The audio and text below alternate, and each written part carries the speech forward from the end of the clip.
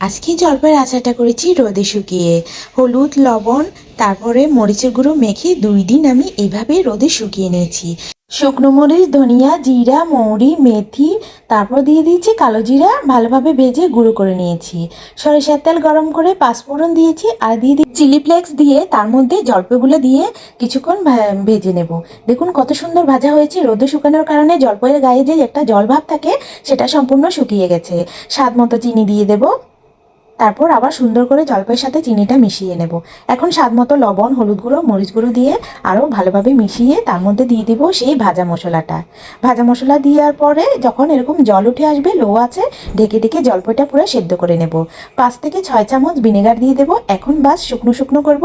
যখন এরকম তেল ভেসে আসবে উপরে তখন নামিয়ে ঠান্ডা করে যে কোনো বয়াম বা এরকম বক্সে ভরে রেখে দেব। এভাবে রোদে আচার করলে কিন্তু দারুণ লাগে খেতে। যতই আমরা ইনস্ট্যান্ট আচার করি না কেন, রোদে শুকানোর আচারের স্বাদের কাছে সেই হার মানাবেই।